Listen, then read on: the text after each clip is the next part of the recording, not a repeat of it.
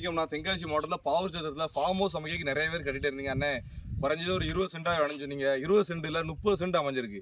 அதுவும் மொத்தமாக எடுக்கிறதா இருந்தால் 12 லட்ச ரூபா தான் உருட்டு ரேட்டா. இடத்த வாங்க உள்ளே போய் பார்ப்போம்.